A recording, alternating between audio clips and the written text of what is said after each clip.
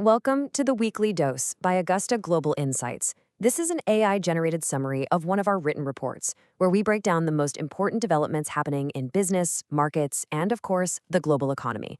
If you'd like to read the full article, you can always find the link for it right down in the description below. All right, let's dive into what's shaping the global economy this week. We are tracking some huge shifts, everything from some pretty serious risks brewing in Europe all the way to a potential blockbuster comeback story down in South America.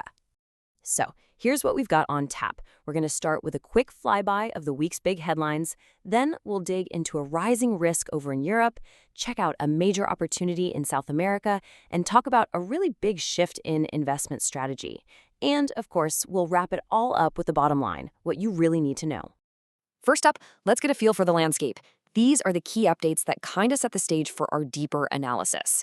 Think of them as the moves happening in the background that are completely reshaping the board. So, three really big things are shaking up international relationships and, frankly, the entire investment playbook. You've got Europe trying to break its tech dependency on the US. Then, there's this massive new trade bloc forming between India and the EU. And to top it off, the world's largest asset manager is basically sounding the alarm on a classic safe haven asset. Okay, now for our first deep dive. And this one starts with a headline out of Spain that is, well, it's pretty concerning. For anyone who was around for the last global financial crisis, this is going to sound eerily familiar. A headline like this, it just immediately raises a red flag. It's drawing a direct line, a parallel, right back to the lead up to the 2008 financial crisis. Hearing the words packaging, mortgages, and subprime all in the same sentence is more than enough to give any analyst a serious case of déjà vu. So what exactly are we talking about with these packaged mortgages? They're called CDOs, collateralized debt obligations. The easiest way to think about it is like a financial fruit salad.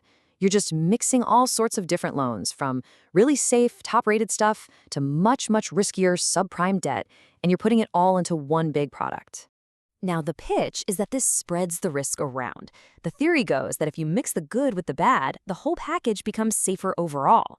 But as we all learned the hard way back in 2008, combining good debt with bad debt doesn't just magically make the bad debt disappear. In fact, it can have absolutely catastrophic consequences. It can poison the entire financial instrument. And listen, this isn't just some small-time experiment. We are talking about $250 billion in these instruments that were sold by European banks just last year. Now, the reason they're doing it is to pump liquidity into a system that needs about $800 billion to help rebuild Europe. But wow, does it come with a massive hidden risk? So here's the crucial point. With the biggest players in Spain's financial system, we're talking Santander, BBVA, and CaixaBank, all jumping on this strategy, it poses a systemic risk. If they get this wrong, the fallout could easily spill over into the rest of Europe. All right, let's pivot. We're going from a potential crisis to what could be a massive comeback story down in South America. Seriously, all eyes are turning to Argentina right now, which has gone through a truly radical transformation. To really get what's happening in Argentina, you have to understand one key metric: country risk. This is basically the confidence score that the international market gives a country. The lower that score, the cheaper it is for that country to borrow money, and the more stable everyone thinks it is. Now, what's so incredible here is just how dramatically Argentina's risk score has collapsed. When President Javier Milei took office, that number was sky high, almost 2,000 basis points. That's danger zone stuff. But in just over 2 years, it has absolutely plummeted, dropping below that critical 500-point threshold. This is a huge signal of normalization. And see, this isn't just a number on a screen, it's a trigger. A lot of the big institutional investment funds are run by algorithms. When a country's risk score drops below a certain level, like 500 points, those computer systems automatically start buying that country's assets. The money just flows in, almost by default. And this chart just shows you the result in living color. As that institutional confidence comes roaring back, Argentina's market has just massively outperformed the S&P 500 over the last 5 years. I mean, we're talking more than triple the returns. And this could just be the beginning of a huge wave of capital flowing into the country. Okay, let's move to our final piece of analysis. This one is about a fundamental shift in how the world's biggest investors are thinking about safety. And this is a change that, really, it affects every single portfolio out there. When the world's largest asset manager, BlackRock, makes a statement that's this blunt, everybody needs to listen up. For decades, for as long as most of us have been alive, government bonds have been the go-to asset for safety. BlackRock is now on the record saying that era is over. So, if bonds aren't the safe haven they used to be, where's the money going?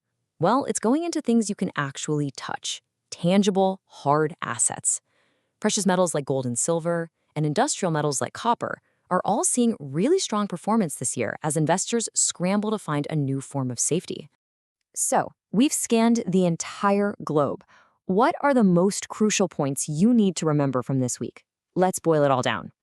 Here's the summary. First, keep a close eye on those echoes of 2008 in the European banking system. Second, watch for what could be a powerful comeback story in Argentina as all that automated investment money starts to kick in. And finally, you have to recognize the strategic pivot that's happening away from traditional bonds and toward hard commodities. And all of this leaves us with a really critical question for every investor to think about. The old playbook is literally being rewritten in front of our eyes, and understanding these new dynamics is more important than it has ever been. This was a short AI-generated summary of a written report by Augusta Global Insights. If you want to read the complete analysis, the full article is available in the description below.